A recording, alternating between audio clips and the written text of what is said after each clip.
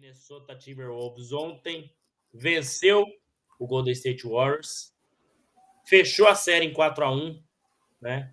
E chega vez a final de conferência, né? No ano passado foram derrotados pelos Dallas Mavericks, aonde eu particularmente achei que eles chegariam à final da NBA o ano passado. Não vi o Dallas Mavericks vencendo o Wolves, mas venceram, tá? E novamente tem a oportunidade de se classificar, né? Vai enfrentar o OKC, o melhor time da temporada regular, ou vai enfrentar o Nuggets, campeão em 2023, né? Um time muito experiente também, mas tem novamente a chance, Fabião, de chegar à final da NBA, que se eu não estiver enganado, é um fato inédito aí. Minnesota nunca chegou na final da NBA. Tá? Acho que também não. Antes da gente falar da eliminação do Warriors, né? Vamos falar primeiro da classificação do Wolves, claro. Queria dar suas primeiras impressões aí sobre esse Minnesota Timberwolves, que meteu 4-1 no Lakers, que era favorito na série, tá? E 4-1 no Warriors. Que aí teve gente que falou que o Warriors era favorito, teve gente que falou que o Wolves era favorito. Para mim, o Wolves sempre foi o favorito na série, tá? Mas, não claro, por de longe, mas sempre foi. Exato, sempre foi. Então, suas impressões aí sobre essa classificação do Minnesota Timberwolves, de Anthony Edwards, mais uma vez chegando na final da Conferência Oeste da NBA, Fabio. Cara, assim, a gente vai falar exatamente sobre o Curry, mas assim, eu acho que o Minnesota, como a gente acabou de falar, era favorito na série. Ele fez valer a sua superioridade, ainda mais levando em consideração o desfalque crucial do Warriors. Então, falando especificamente sobre o Minnesota, como você sugeriu, colocou na mesa aqui, cara, perfeito. O papel do Wolverhampton, insisto, continuo fazendo essa confusão, do Timberwolves foi perfeito, cara. Ainda que, em alguns momentos, por conta muito do que a gente falou, né, do mérito do Steve Kerr de tentar armar o time de uma forma que tenha dado trabalho um pouco para o Timberwolves em alguns momentos, mas o time foi basicamente superior. Aí eu faço a analogia que eu estava mencionando com a série Pacers e Cavs, que o Warriors foi esfacelando. O Wolves nunca perdia, assim, oscilava em algum momento, é claro, como é normal, como é natural, como é de se esperar, mas nos momentos decisivos o time estava ali, cara, contando com seus bancários, ou então com os próprios titulares jogando muito bem. O Anthony Edwards, não precisa nem falar, jogando muito. Conley metendo mais bola ontem de 3, foi muito importante. Sim. E Julius Gobert sendo importante, né? Gobert fazendo o seu também. E Julius Randle, acho que Anthony Edwards e Gobert foram os caras realmente que levaram esse time do Timberwolves a chegar a essa final de conferência, porque realmente estão fazendo uma incrível, estão tendo um incrível desempenho. O McDaniels também, que vindo com 14 pontos para a partida. O DiVincenzo vindo do banco para 13 pontos. Você vê, é um elenco de apoio muito bom mesmo que esse time do Timberwolves tem.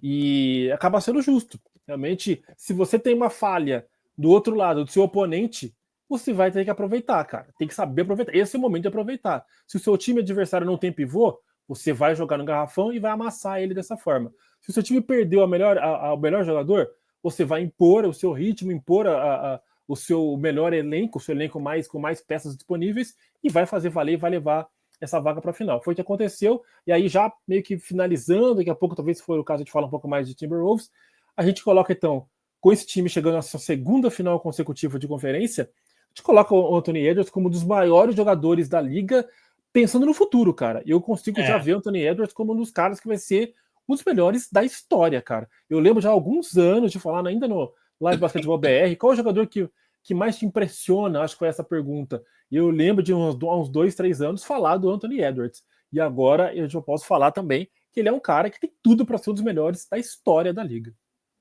Exatamente. Cara, você pontuou muito bem, né? Eu acho que assim, é um time muito completo, né? Muito bem treinado, né? Eu acho que é um time que pode jogar contra você se você for utilizar um small ball, né? Pode jogar se você for utilizar pivô, né? Sim. Tem muitas armas, né? Para vários esquemas diferentes que os outros times podem utilizar, né? Sim. Está, né? Anthony Edwards, obviamente, né? Das grandes promessas aí da NBA para o futuro, obviamente. A redenção desse cara que está aí na foto, né? Para quem está acompanhando aqui no YouTube, tá vendo aí, Julius Randle, jogando absurdamente bem, Julius Randle, né? E aí, cara, uma quantia de coadjuvantes muito interessante, Fabião. Né? Sim, cara. Então, por Citamos exemplo, a gente alguns viu aqui. o Jaden McDaniels, que nem foi tão bem assim contra o Warriors, mas foi muito bem contra o Lakers. O Rudy Gobert, que apesar de não ser brilhante contra o Lakers, fez um jogo brilhante, né? E ontem novamente fez um grande jogo, né? Foi bem na série contra o Warriors. Aí você tem o Donte DiVincenzo, um jogador também cascudo, que mete bola de 3. Você tem Mike Conley, né? Você tem Naz Reid. Então, assim, do banco. É um time muito interessante, cara, né? E que tem profundidade. O banco de reservas não é tão grande assim, mas tem pelo menos ali 3 jogadores, né? Que são o DiVincenzo, Naz Reid e Nikkei Alexander Walker, que podem ajudar o time, né? Podem dar um respiro pro Edwards, pro Randall, pro Gobert, né? Então isso é muito importante nos playoffs também, né? Ontem, mais uma vez, ficou nítido de que o Minnesota Timberwolves estava mais inteiro do que o Golden State Warriors, né? Que chegou o jogo de número 7 contra o Houston, que não contou com o Curry. Então, acho que é realmente um time assim bem completo, Fabião, bem completo, que a gente falava lá no início da temporada, né? Até brinquei, foi o time que eu escolhi para chegar na final da NBA, porque eu via uma evolução mesmo com a derrota depois do ano anterior. Acho que quando eu palpitei nem tinha o Julius Randle ainda, porque essa troca foi não mais tinha sido feito, não, mas, enfim. Mas encaixou demais, cara, encaixou demais, e você vê que tá um time muito focado, né? Muito focado, muito interessante. Com que certeza. Quando não consegue pontuar, né? Porque não é um time tão brilhante assim no ataque, né? Isso dá para perceber muito bem. Mas consegue compensar defensivamente, né? Um time que consegue, como eu falei, defende muito bem o perímetro, tem ali muito 2, aplicado. 3, 4 jogadores que defendem bem o perímetro e tem 2, 3 jogadores que defendem bem o aro, né? Então, quando as coisas não estão dando certo ofensivamente, é um time que tem respostas defensivamente e consegue segurar o jogo ali sob controle. Acho que, cara, uma classificação muito merecida, né? Muito, muito interessante. O trabalho do Chris Finch muito bom, né? Tem um cara que o que a gente fala, o que a gente acabou de falar que falta para o Mitchell, ou faltou para o Mitchell, pelo menos até aqui não falta para Anthony Edwards, né? Por vários momentos. Muita personalidade. A gente viu o Warriors tentando chegar próximo ao placar. Ele botava essa bola embaixo do braço, fazia uma bandeja. Ele botava essa bola embaixo do braço, metia uma bola de 3, sofreu uma falta. Então, assim, é um grande nome, né? Estão só trazendo algumas das coisas que eu observei aí. Essa série eu acompanhei muito de perto, tá? Até o pessoal tá vendo, tô até falando um pouco mais. A do Cleveland eu acabei acompanhando um pouco menos, né? Uhum. Então, por isso que eu também não tinha tanta propriedade assim para falar em cima dos números mais, mas essa série eu assisti no detalhe mais. Então, acho que é isso, Fabião. Né? Acho que tudo isso que eu falei aqui, cara, fazem com que o Wolves, independente se vier o OKC ou se vier o Nuggets, é um time que tem grandes chances de chegar na final, né, cara? Tem sim, cara. Tem sim. Acho que é um time que tá realmente bem montado aí pelo Finch, que o Finch consiga sobreviver com o seu joelho intacto até o final da temporada aí, final dos playoffs, né? Que ninguém derrube ele com tudo. Acho que não lembro se foi o Conley, né? Na temporada passada, que caiu em cima do joelho dele, não vou lembrar agora de cabeça, né? Que o Finch siga aí bem, dirigindo seu time, que é o que ele tá fazendo, cara. Dirigindo muito bem, puxando aí esse detalhe aí tragicômico para salientar mesmo o trabalho que ele tem feito taticamente com esse time. E também, mais uma vez, destacar o Julius Randle, cara, só para puxar um detalhe, que quando foi feita a troca, eu pensei, caramba, o Knicks deu muito bem nessa daí. Eu acho que o Randle meio que caindo para um mercado, assim, a visão inicial, né? Vai para um mercado mais fraco e tal, mas ele ia jogar do lado de um monstro que é o Anthony Edwards. Então eu não tive essa visão na hora. Na época, talvez eu tenha pensado assim, putz, que o Randle vai dar uma baqueada de sair de um grande mercado como o New York Knicks, onde ele era tido como um dos principais jogadores do time ali. Antes de chegar até o Jalen Brunson, ele era o franchise player, talvez até desse time, nas épocas de vacas magras mesmo do Knicks, e aí ele foi trocado e falou, putz, não deu certo numa grande franquia, num grande mercado, vai tentar alguma coisa lá no Wolves, e ele parece bem mais feliz, bem mais solto, fazendo grandes partidas aí, ajudando a levar esse time para a final da Conferência Oeste.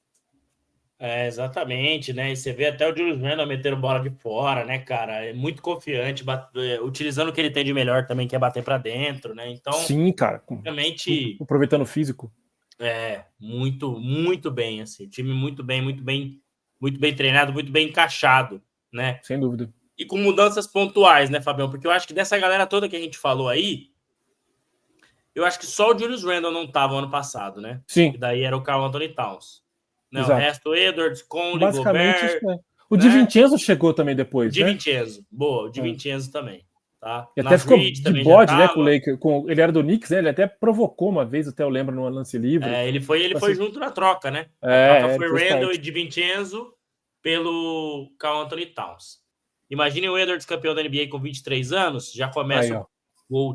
Você já imaginou isso aqui, cara? O Edwards campeão da NBA com 23 anos, Fabião? Olha, isso aí é para dar a elevar ainda mais o status dele, tá? E a gente começar a colocar uma discussão, como eu falei, cara, colocar ele realmente com uma possibilidade totalmente aberta de ser os melhores da história da NBA, cara. Lá na frente ali, tô exagerando mesmo, cara, porque eu gosto mesmo desse jogador, eu gosto do estilo dele, embora eu coloque uma ressalva que ele fala umas bobagens, fez umas coisas meio estranhas fora de quadra recentemente. Isso é um problema, né? Tem que ficar esperto com isso aí para não atrapalhar a carreira dentro de quadra. Mas no que tangeria as quatro linhas, um cara que tem um futuro realmente incrível. Tomara que tudo corra bem para ele aí em termos de condição física e tudo mais. Porque talento é incrível. E muito inteligente também, né, Fabião? Porque em muitos momentos você vê que ele não quer colocar a bola embaixo do braço e decidir sozinho toda hora também. Ontem, se não me engano, foram 12 assistências, né? Então ele também distribui bem o jogo, né? É um cara que tem uma leitura muito boa do jogo, né? Então não é só essa questão de é só um pontuador. Não, a gente vê que ele evolui em outros aspectos do jogo também, né? Então isso acho que 12 assistências ontem, né, cara? Duplo, quase triplo-duplo, com 7 rebotes.